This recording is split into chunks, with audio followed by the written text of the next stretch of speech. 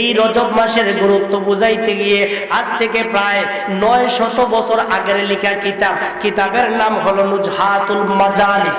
ওই নুজহাতুল মাজালিস আব্দুর রহমান শাফি আশ-শাফুরি রাহমাতুল্লাহ আলাইহি, যিনি শাফি মাযহাবের বড় ইমাম ছিলেন, উনি বলেন আল্লাহ পাকের একজন বান্দি ছিলেন, একজন মহিলা ছিলেন। তিনি যখন রজব মাস আসতো সবুজ রঙের একটা পোশাক ব্যবহার করতেন। সুবহানাল্লাহ বলেন।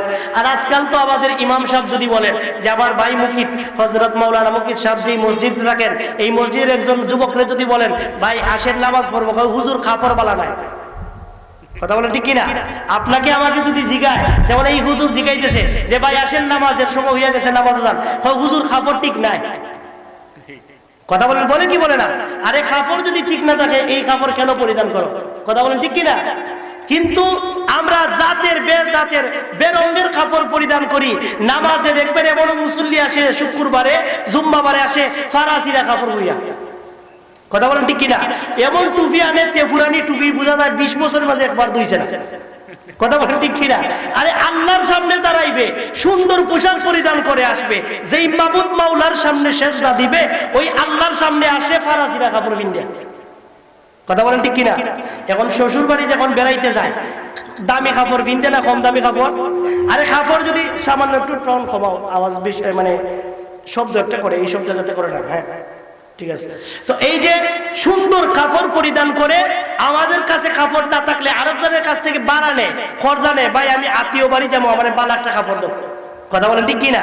যে আল্লাহর সামনে দাঁড়াবে সে ভালো কাপড় পরিধান করতে চায় না। আসলে আমাদের উচিত একটা কথা মনে রাখবেন, যদি কোনো নারী, কোনো পুরুষ, কোনো মুসলমান নামাজের জন্য খাস ভাবে যে আল্লাহ এই জীবন যতদিন দেখেছ আমি ওই টুপি পরিধান করে জুম্মার নামাজ পড়ব, আমি এই পোশাক পরিধান করে আসরের নামাজ পড়ব, এইভাবে যদি নামাজের জন্য খাস ভাবে একটা পোশাক বানায়, আল্লাহর নবী বলেন ওই পোশাকটা তার জন্য বরকতময় হয়ে যাবে। নামাজের উসিলায় যদি তার নামাজ কবুল হয়ে যায়, ওই পোশাক আল্লাহ তাআলা রহমতের পোশাক, নূরের পোশাকে পরিণত করে দিবেন। তাহলে আমাদেরকে খাস ভাবে একটা পোশাক রাখা দরকার আছে কি নাই? আবার অনেক জায়গায় আছে ইমাম সাহেব যদি জাতের বেজাতের সুন্দর মানে বিভিন্ন কালারের পাঞ্জাবি পরে অনেকে সমালোচনাও করে। কথা বলেন ঠিক কিনা? পরে ইমাম সাহেব মানুষ সাদা সিধা কাপড় কিনবো, অত দামি কাপড় কেন কিনবে? কথা বলেন ঠিক কিনা? এর কারণ কি জানেননি? কারণ দামি কাপড় যদি পরে মানুষের যদি জিগায় হুজুরে আপনার হাতিয়া কত হয়, 5000 টাকা, তো শরম লাগে। কথা বলেন ঠিক কিনা? শরম করব। এই যে হুজুরে পরিধান করে, মনে করেন এটা আমি আউশখালী থেকে বানাইছি, এই যে মোহাম্মদিয়া টেইলার আব্দুল হান্নান হুজুর আসলেন যে এই এখান থেকে বানাইছি, এটার দাম এই যে আলমগীরে এটার দাম রাখছে 11000 টাকা। এক মাসের বেতন, মানে 2 মাসের বেতন। ইমাম সাহেবের কয় মাসের বেতন? 2 মাসের বেতন। এই যে আপনি 2 মাসের বেতনের কাপড় যদি পরে আর দেখা যায় মুসল্লি পারাসিরা কাপড় পরে, তো জ্বলবই। যে বা আমরা মাত্র 5000 টাকা দিয়ে আর বেটা দিকে দামি দামি কাপড় লাগায়। এটা আল্লাহ তাআলার রহমত। সুবহানাল্লাহ বলেন। আমার রাসূল পৃথিবীর সবচাইতে শ্রেষ্ঠ দামি পোশাকও পরিধান করেছেন, আবার সবচাইতে নিম্নমানের পোশাকও পরিধান করেছেন। সুবহানাল্লাহ বলেন। আসুন বাবারা আমার, বন্ধুরা আমার, ওই মহিলাটা রজব মাস আসলে সে একটা পোশাক পরিধান করে, আলাদা একটা পোশাক তার জন্য তৈরি করে রেখেছে। শুধু রজব মাস আসলে প্রতি বছর রজব মাসে ওই পোশাক পরিধান করে আল্লাহ তাআলার ইবাদত বন্দেগী বেশি বেশি করে করে। সুবহানাল্লাহ বলেন। ওই মহিলা মারা যাওয়ার আগে তার সন্তানকে ডাক দিয়ে বলল, বাবারা আমি তো পৃথিবীর জমিনে বাঁচবো না, আমি যদি মারা যাই, আমি মারা যাওয়ার পরে আমাকে যখন কবরের মধ্যে রাখবা, কবরে রাখার পরে রজব মাসে যেই কাপড় পরিধান করে আমি ইবাদত বন্দেগী করতাম, ওই কাপড় আমার কবরের মধ্যে দিয়া দিবা। এটা হলো মায়ের ওসিহত। মায়ের কি ওসিহত? একটা হলো ওসিহত আর একটা হলো নসিহত। নসিহত মানে হলো উপদেশ, নসিহত মানে যেমন ওয়াজ নসিহত আছে কি না, নসিহত মানে হলো উপদেশ, আর ওসিহত মানে আদেশ। মা বাবা যদি ওসিহত করে, ওই ওসিহত সন্তানের জন্য পালন করা ওয়াজিব। পালন করা কি ওয়াজিব। ওই মহিলাটা মারা গেল, মারা যাওয়ার পরে সন্তান তাকে দাফন কাফন করে ফেললো, কিন্তু সন্তানের মনে নাই, স্মরণ নাই এই কাপড়টা দেওয়ার কথা। হঠাৎ মাকে যখন কবরে রেখে আসলো, কিছুক্ষণ পরে হঠাৎ ঘরের মধ্যে ঢুকে দেখলো, ঘরের মধ্যে যখন সে প্রবেশ করলো, হঠাৎ তার স্মরণ আসলো, মা বলেছিলেন আমি মারা গেলে ওই কাপড়টা আমার কাফনের সাথে দিয়া দিও, কিন্তু আমি তো পারি নাই, আমি তো দিতে পারি নাই। যদি আমি মায়ের কথা পালন না করতে পারি, তাহলে তো আমি আল্লাহর দরবারে আসামি হয়ে যাব। কথা বলেন ঠিক কিনা? এই ব্যাপারে আল্লাহর নবী রাহমাতুল লিল আলামিন, নবীজির সাহাবী হযরতে আব্দুল্লাহ ইবনে আমর রাদিয়াল্লাহু তাআলা আনহু থেকে আবু দাউদ শরীফের 1807 নং হাদিসের মধ্যে বর্ণনা করেন, সাহাবীর নাম হলো আব্দুল্লাহ ইবনে আমর। তিনি বলেন, রিদা আর রাব্বি ফি রিদাল ওয়ালিদি ওয়া সাকাতার রাব্বি ফি সাকাতাল ওয়ালিদি। নবী বলেন, মা বাবা যেই সন্তানের প্রতি রাজি খুশি, আমার আল্লাহ ওই সন্তানের প্রতি রাজি এবং খুশি। আর মা বাবা যেই সন্তানের প্রতি বেজার, আমার আল্লাহ ওই সন্তানের প্রতি বেজার। এবার ওই লোকটা ভাবলো, আমি তো আল্লাহর দরবারে আসামি হয়ে যাব। তখন লোকদেরকে বলল, আমার মা ওসিয়ত করেছিলেন। তখন সবাই মিলে বলল, যেহেতু ওসিয়ত পূরণ করা ওয়াজিব, তাহলে কবরের মাটি সরাও। কবরের মাটি সরাইয়া বাঁশের চটি যখন সরাইলো, দেখা যায় সারাটা কবরটা শূন্য, কবরের মধ্যে কোনো কিছু নাই। আল্লাহু আকবার। এখন সে আশ্চর্য হয়ে গেল, মাত্র সামান্য সময় আগে, মনে করেন আধা ঘন্টা আগে কবরের মধ্যে লাশটা রাখা হলো, আধা ঘন্টা পর যদি কবর খনন করে লাশ না পাওয়া যায়, তাহলে আশ্চর্যের বিষয় কিনা? এই কবরের মধ্যে কি দরজা জানালা আছে নাকি? আছে? লাশ দেওয়ার কোনো রাস্তা আছে না? এই লাশটা কোথায় গেল? ছেলে পেরেশান হয়ে যায়, এলাকাবাসীও পেরেশান হয়ে যায়, লাশটা কই গেল, লাশটা কোথায় গেল? কোনো কিছুই তো লাশটাকে খাইও নাই, কোনো কিছু লাশটাকে খেলো না, এই লাশটা গেল কোথায়? হঠাৎ গাইবি ভাবে আওয়াজ আসলো, রে আল্লাহর বান্দা, তোমরা কি জানো না রাহমাতাল লিল আলামিন দয়াল নবীর মাধ্যমে আমার আল্লাহ জানিয়ে দিয়েছেন, রজব মাসে যেই বান্দা যেই বান্দি বেশি বেশি করে ইবাদত বন্দেগী করবে, অন্য মাসের তুলনায় একটু বেশি বেশি করে ইবাদত বন্দেগী করবে, তার সন্তান তাকে একা ফেলে চলে যেতে পারে, মা তাকে একা ফেলে চলে যেতে পারে, স্বামী স্ত্রীকে ফেলে চলে যেতে পারে, পৃথিবীর সব মানুষ তাকে একা ফেলে চলে যায়। আর আল্লাহ বলেন, রজব মাসে বেশি বেশি করে ইবাদত বন্দেগী করার কারণে আমি আল্লাহ তাকে আমার কুদরতি চাদরের নিচে নিয়ে যাই। সুবহানাল্লাহ। তাহলে রজব মাসে বেশি বেশি করে ইবাদত বন্দেগী করার দরকার আছে কি নাই? রাহমাতাল লিল আলামিনের হাদিসে মুবারাকা ফয়জালে সুন্নাহ কিতাবের মধ্যে বর্ণনা করা হয়েছে, রজব মাসে যেই বান্দা যেই বান্দি সুবহানাল হাইয়ুল কাইয়ুম, সুবহানাল হাইয়ুল কাইয়ুম 100 বার পাঠ করবে, প্রতিটি রজনীতে যারা 100 বার পাঠ করবে, পৃথিবীর সমস্ত মানুষ যদি এই আমলের নেকি লিখতে থাকে, কিয়ামত পর্যন্ত এর সব লেখে শেষ করতে পারবে না। এর মানে বোঝা গেল আল্লাহ তাআলা অসংখ্য অগণিত সওয়াব দান করেন। আমলটা কি? সুবহানাল হাইয়ুল কাইয়ুম, বলেন না সুবহানাল হাইয়ুল কাইয়ুম। আসুন বাবারা, যেহেতু রজব মাস, এই রজব মাসে আমার আল্লাহ তাআলা এই পৃথিবীর জমিন থেকে 7 আসমান 7 জমিন পাড়ি দিয়ে দয়াল নবীজিকে আরশের মধ্যে নিয়েছিলেন, এমনকি লামাকাম আল্লাহ তাআলার সান্নিধ্যে নিয়ে গিয়েছিলেন। এই জন্য কবি বলেন, দয়াল নবী যাই দিদারে নিলেন খোদা তাআলা, সেই খুশিতে পড়ো সবাই দুরুদ সাল্লু আলা ইয়া রাসূলুল্লাহ ইয়া হাবিবাল্লাহ ইয়া রাসূলাল্লাহ ইয়া হাবিবাল্লাহ। জিবরাইলে হুকুম পাইয়া মক্কায় আসেন বুরাক লইয়া, জিবরাইলে হুকুম পাইয়া মক্কায় আসে বুরাক নিয়া।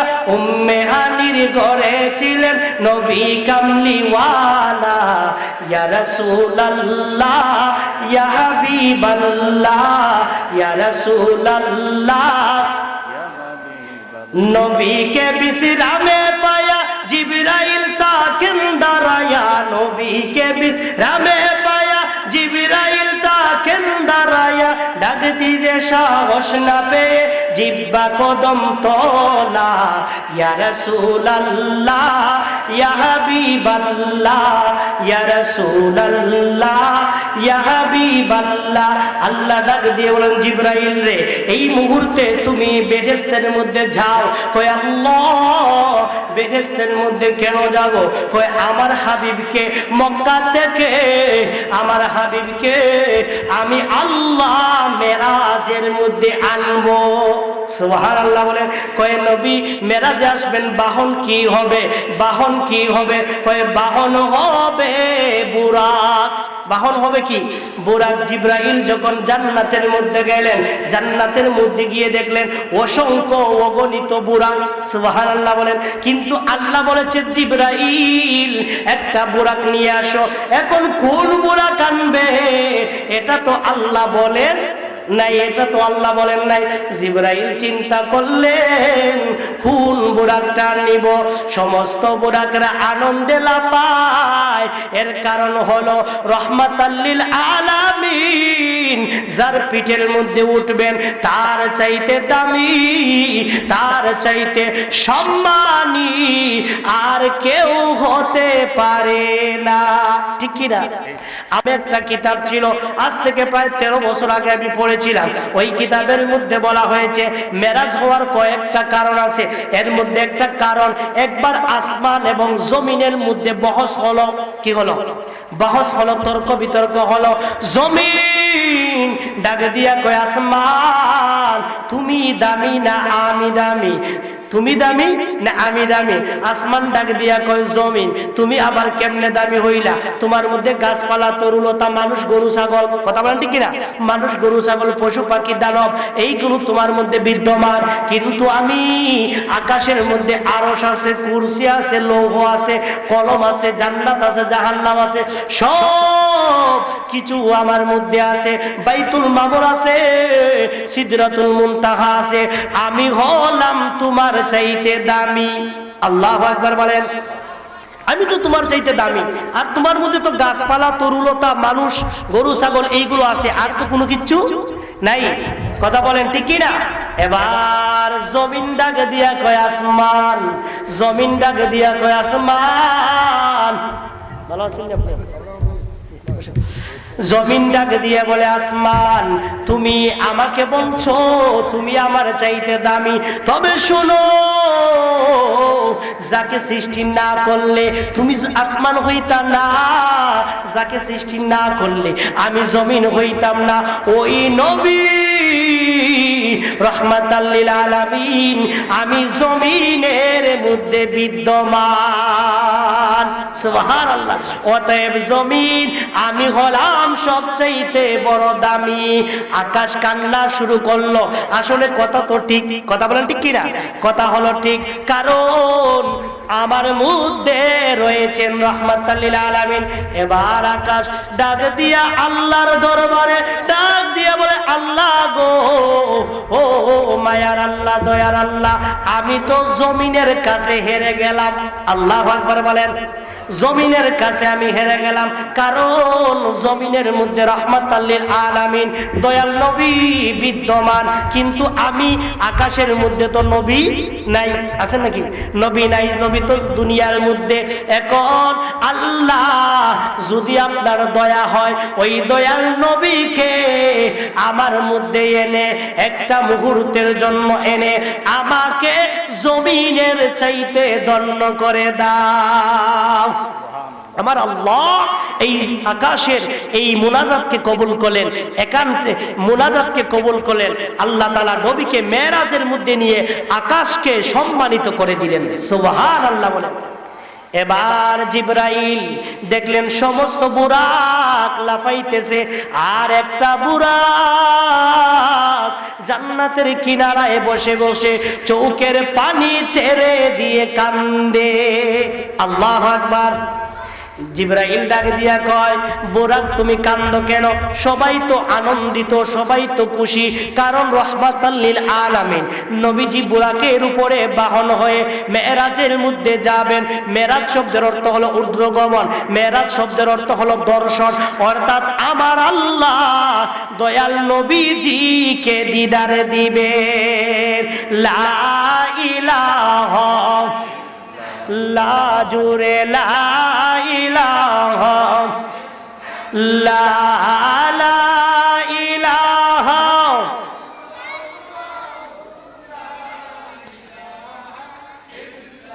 লা সুবহানাল্লাহ ওয়ালহামদুলিল্লাহ লা ইলাহা ইল্লাল্লাহ।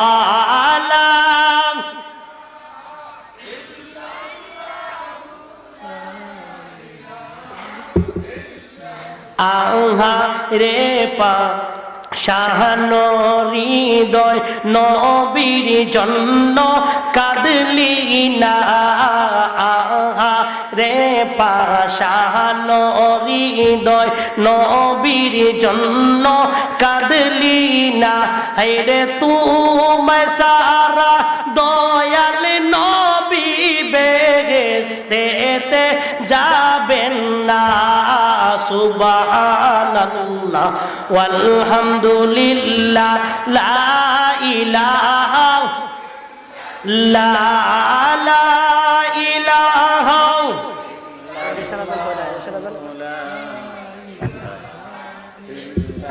লা লা ইলাহা লা ইলাহা লা ইলাহা ইল্লাল্লাহু মুহাম্মাদুর রাসূলুল্লাহ সাল্লাল্লাহু আলাইহি ওয়াসাল্লাম। এবার জিবরাইল কয়, বুরাক তুমি কি জন্য কান্দো? ওই বুরাক ডাক দিয়ে কয়, জিবরাইল আপনি তো হলেন সমস্ত ফেরেশতাদের সরদার, আপনি তো হলেন সমস্ত ফেরেশতাদের লিডার। ও জিবরাইল, আমি যেই দিন থেকে আমার আল্লাহ আমাদেরকে সৃষ্টি করে যেই দিন থেকে বলেছিলেন, বুরাকরা শুনো, তোমাদের মধ্য হতে এমন একটা বুরাক সৌভাগ্যশালী হবে, সৌভাগ্যশীল হবে, যার মতো সম্মানী, যার মতো সৌভাগ্যশীল বুরাক আর পৃথিবীতে কেউ হতে পারে না। কারণ ওই বুরাকের মধ্যে বহন করে আমার হাবিব মেরাজের মধ্যে যাবেন। জিবরাইল গো, ওই দিন থেকে আমি বুরাক, ওই দিন থেকে আমি বুরাক দয়াল নবীজির বাহন হওয়ার জন্য, দয়াল নবীজির বাহন হওয়ার জন্য গুনগুনাইয়া কান্না করি। আমি ওই নবীর প্রেমে পড়ে গেছি, ওই নবীর প্রেমে পাগল হয়ে গেছি গো। কারণ যেই নবীকে আমার আল্লাহ মেরাজের মধ্যে নেবেন, যদি আল্লাহর দয়া হয়, যদি আল্লাহর মায়া হয়, নবী যদি আমার পিঠে সওরি হন, তাহলে আমি বুরাক সবচাইতে সম্মানী হব। এখন বলেন, আমার আল্লাহ মনের খবর জানেন কি জানেন না? আজকের এই মাহফিলের মধ্যে কে কোন উদ্দেশ্যে নিয়ত এসেছেন সবকিছু জানেন কে? জোরে বলেন, জানেন কে? এই জন্য রাহমাতাল লিল আলামিন দয়াল নবী বলেছেন, নিয়তুল মুমিনিনা খায়রুম মিন ইবাদা। নবী বলেন, মুমিনের নিয়ত তার জান, মুমিনের নিয়ত তার ইবাদতের চাইতে শ্রেষ্ঠ। সুবহানাল্লাহ বলেন। এই জন্য আমাদের নিয়ত হতে হবে সম্পূর্ণ পরিপূর্ণ শুদ্ধ, পরিপূর্ণ শুদ্ধ এবং সঠিক হতে হবে। নিয়ত যদি সঠিক হয়, আপনার কাজ হবে সঠিক। সুবহানাল্লাহ বলেন। আমার আল্লাহ বলেন, জিবরাইল রে, যেই বুরাক আমার নবীকে এত ভালোবাসে, নবীর প্রেমে পাগল হইয়া দীর্ঘ বছর ধরে, হাজার হাজার বছর ধরে কান্নাকাটি করে। ওই বুরাক একমাত্র উপযুক্ত আমার দয়াল নবীর মেরাজের বাহন হিসাবে। সুবহানাল্লাহ। মেরাজের মধ্যে যাবেন। এবার নবী মেরাজে কোন পোশাক পরিধান কইরা যাইবেন? আল্লাহু আকবার বলেন। পৃথিবীর কোন মানুষের হাত দিয়া এই পোশাক বানানো হয় নাই। আমরা যদি আমাদের দেশে দেখবেন বিবাহ শাদী করার জন্য যখন বর যায়, বর এই শেরওয়ানি বাজার থেকে বানানে আনে, কে আনে না? কি বলেন? সুন্দর দিকে দামি দিকে শেরওয়ানি আনে, 5,000, 10,000, 25,000, কেউ 50,000, কেউ 1 লক্ষ টাকা দিয়ে আনে। আনে কে আনে না? যে সুন্দর যদি আউশকান দিতে না পায় নবীগঞ্জ যায়। কথা বলেন ঠিক কিনা? নবীগঞ্জ না পাইলে সিলেটও যায়। কথা বলে আছে কি নাই? আছে। এবার আল্লাহ বলেন, আমার নবী যে পৃথিবীর কোনো মানুষের মতো নয়, পৃথিবীর কারো মতো নয়, নবীর সাথে যে কারো কোনো তুলনা হয় না। এই জন্য আল্লাহ বুঝাইতে গিয়ে বললেন, জিবরাইল পৃথিবীর কোনো কাপড় পরিধান করে, কোনো মানুষের হাতের সেলাই কাপড় পরিধান করে, তৈরি কাপড় পরিধান করে নবী মেরাজে যাবেন না। নবী মেরাজে যাওয়ার জন্য আমি আল্লাহ কুদরতি ভাবে পোশাক অনেক আগেই তৈরি করে রেখেছি। তুমি যাও জান্নাতের মধ্যে প্রবেশ করো, জান্নাতে গিয়ে দেখো যেই পোশাকটা পরিধান করলে আমার নবীকে সুন্দর লাগবে, যেই পোশাক পরিধান করলে নবীকে ভালো লাগবে, যেই পোশাক সবচেয়ে দামি, যেই পোশাক সবচেয়ে সম্মানী, ওই পোশাক পরিধান করাইয়া নবীকে আমার কাছে আনবো। আল্লাহু আকবার। এবার জিবরাইল জান্নাতের মধ্যে গেলেন। জান্নাতের দারওয়ান রেদওয়ান আলাইহিস সালাম ডাক দিয়া কয়, জিবরাইল আপনি জান্নাতে কেন আসছেন? কয় আমি আসছি নবীজি মেরাজের মধ্যে যাবেন, আমার আল্লাহ ওই নবীজির পোশাক মুবারক তৈরি করে রেখেছেন, ওই পোশাকটা নিয়ে যাওয়ার জন্য। যেই মাত্র জিবরাইল ওই পোশাকটা আনার জন্য গেলেন, জিবরাইল আলাইহিস সালাম তাকায়া দেখেন ওই পোশাকটার চতুর্দিকে 70,000 ফেরেশতারা নবীজির উপরে দুরূদ ও সালাতু সালাম পাঠ করে। জিবরাইল যেই মাত্র গিয়ে পোশাকটা আনবে, 70,000 ফেরেশতারা ডাক দিয়া কয়, খবরদার হাত দেওয়া যাবে না। আল্লাহু আকবার। সাবধান, ধরা যাবে না। জিবরাইল কয়, তুমি চিনো আমি কে? আল্লাহু আকবার। কয়, আমি জানি, আমরা জানি আপনি জিবরাইল সমস্ত ফেরেশতাদের সর্দার, তবে আমরাও আল্লাহ তাআলার ফেরেশতা। আমার আল্লাহ আজ থেকে 1000 বছর আগে, হাজার হাজার বছর পূর্বে এই পোশাকটা তৈরি করে আমাদেরকে ওই পোশাকের পাহারাদার হিসাবে নিয়োজিত করেছেন। যার পোশাকের পাহারাদার দেওয়ার জন্য 70,000 ফেরেশতারা ডিউটি করে, না জানি গো ওই নবী কত দামি, ওই নবী কত সুন্দর, ওই নবী কত সম্মানী। জিবরাইল রে ওই পোশাক নিতে দিব না। আল্লাহু আকবার বলেন। জিবরাইল কয়, আল্লাহর হুকুম নিতেই হবে। কথা বলেন, আল্লাহর হুকুম নেওয়াই লাগবে। কয়, নিতে যদি হয় শর্ত হলো আমরা সেখানে উপস্থিত হব। আল্লাহু আকবার। জিবরাইল কয়, আল্লাহ আপনার ফেরেশতারা এই পোশাক নিতে দিচ্ছে না। আল্লাহ ডাক দিয়ে বলেন, ফেরেশতাদেরকে জিজ্ঞেস করো না তারা কি চায়। সুবহানাল্লাহ বলেন, তারা কি চায়? জিবরাইল বললেন, তোমরা কি চাও? ফেরেশতারা বলে, যেই পোশাক এত সুন্দর, এত সম্মানী, ওই পোশাকের মালিক মেরাজের মধ্যে যাবেন, ওনার সফর সঙ্গী আমরা হতে চাই। জিবরাইল ওই 70,000 ফেরেশতাকে নিয়া আর নবীজি মেরাজের মধ্যে যাবেন, ওই জামা মুবারক নিয়া নবীজির হুজরা মুবারকের মধ্যে উম্মে হানির ঘরের মধ্যে উপস্থিত হয়ে গেলেন। সুবহানাল্লাহ বলেন। তাহলে নবীজিকে আল্লাহ তাআলা কতটুকু সম্মান দিয়েছেন, কতটুকু ইজ্জত দিয়েছেন, কতটুকু মর্যাদা দিয়েছেন। আল্লাহ তাআলা নবীকে এত সম্মানী বানাইলেন। নবীকে আল্লাহ তাআলা মেরাজের মধ্যে নিবেন, কোন পোশাক পরিধান করলে সুন্দর লাগবে, কোন পোশাক পরিধান করলে সবচেয়ে ভালো লাগবে, ওই পোশাক আল্লাহ তাআলা নিজ কুদরতি হাতে তৈরি করেছেন। সুবহানাল্লাহ বলেন। জিবরাইল ওই পোশাকটা নিয়ে নবীজির কাছে চলে আসলো। নবীজিকে মক্কা থেকে মসজিদুল হারাম থেকে মসজিদুল আকসা পর্যন্ত ভ্রমণ করানোর কথা কুরআনুল কারীমের 15 নম্বর পারা সূরা ইসরা অর্থাৎ বনি ইসরাইলের প্রথমের মধ্যে আল্লাহ বলেছেন সুবহানাল্লাযী আসরা বিআবদিহি লাইলাম মিনাল মাসজিদিল হারাম ইলাল মাসজিদিল আকসা।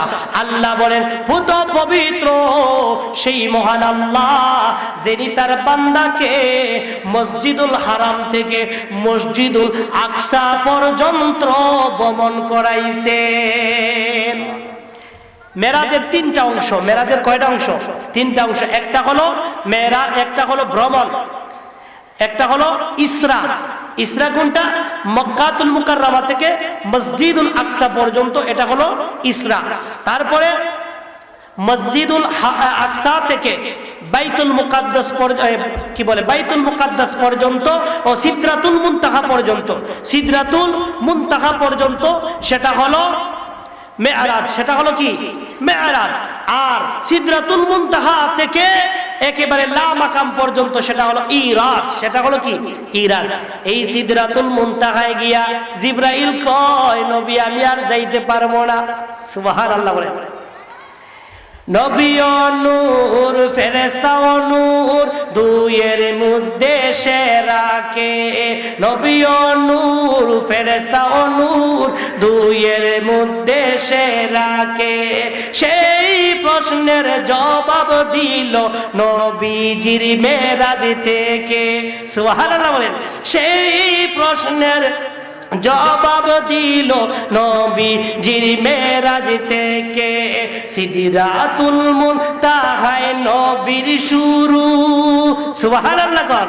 সিদরাতুল মুনতাহায় নবীর শুরু, জিবরাইলের যেতায় শেষ। নূর নবীর নূরি মনোয়ারা, নূরি নবীর নূরি দেশ।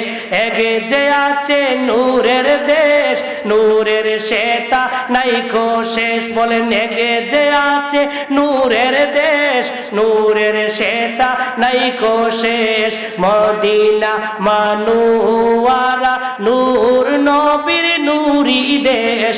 মদিনা মানুয়ারা, নূর নবীর নূরি দেশ। ওই সিদরাতুল মুনতাহায় গিয়া জিবরাইল কই ইয়া রাসূলুল্লাহ, নবী গো আপনাকে আমি জান্নাতে নিয়ে গেলাম, আপনাকে আমি জাহান্নামে নিয়ে গেলাম, অনেক নিদর্শন গুলো দেখাইলাম। ইয়া রাসূলুল্লাহ এখন আর আমি যাইতে পারবো না। সুবহানাল্লাহ।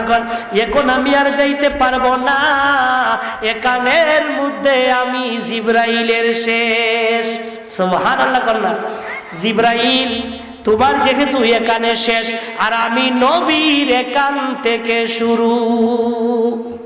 এবার জিবরাইল কয় ইয়া রাসূলুল্লাহ আমি আর যেতে পারবো না। এবার রাহমাতাল লিল আলামিন বলেন জিবরাইল গো দীর্ঘ সময় ধরে তুমি আমার সাথে আছো, তোমার মনে কোনো আকাঙ্ক্ষা আসেনি, কোনো আশা আসেনি? আল্লাহু আকবার বলেন। তোমার মনে কোনো বাসনা আসেনি? জিবরাইল কয় ইয়া রাসূলুল্লাহ নবী গো। খাসায়েসুল কুবরা ইমাম জালালউদ্দিন সুয়ুতী রাহমাতুল্লাহ আলাইহি বর্ণনা করেন ওই জিবরাইল ডাকে দিয়া কয় ইয়া রাসূলুল্লাহ নবী গো আপনি যদি অনুমতি দেন আমার মনের বাসনা প্রকাশ করব। সুবহানাল্লাহ বলেন। জিবরাইল রে বলো না তোমার মনের বাসনা কি? ইয়া রাসূলুল্লাহ নবী গো আমি জিবরাইলকে আমার আল্লাহ 600 নূরের পাকা দিয়েছেন। কতটা? 600 নূরের পাকা দিয়েছেন। ইয়া রাসূলুল্লাহ নবী গো আপনি যদি অনুমতি দেন তাহলে আমি জিবরাইল আমি চাই আপনার উম্মতের খেদমতে আমার এই 600 নূরের পাকা বিছায়া দিতে। সুবহানাল্লাহ। নবী বললেন ঠিক আছে আমি নবী তোমাকে কবুল করলাম, তুমি ফুলসিরাতের ফুলের মধ্যে তোমার 600 নূরের পাকা বিছায়া দিবা, আর ওই নূরের পাকায় ভর করে আমার উম্মত ফুলসিরাতের ফুল পার হয়ে জান্নাতে চলে যাবে। এখন কারা যাবে? কারা যাবে? আল্লাহর নবী বলেন এক নাম্বার হলো আমার আমাকে যারা মহব্বত করে, আমাকে যারা মহব্বত করে, 2 নম্বর হলো আমার সাহাবীগণ, আমার সাহাবী এবং যারা আমি নবীকে ভালোবাসবে, আমি নবীকে মহব্বত করবে, তারা জিবরাইলের ডানার মধ্যে ভর করে তারা ফুলসিরাতের পুল পার হয়ে জান্নাতে প্রবেশ করবে। তাহলে এই জিবরাইলের ডানার মধ্যে বর দিয়ে ফুলসিরাতের ফুল পার হইতে গেলে নবীকে ভালোবাসার দরকার আছে কি নাই? নবীকে ভালোবাসার নিদর্শন, নবীকে ভালোবাসার হুকুম কার? আল্লাহর। জোরে বলেন কার?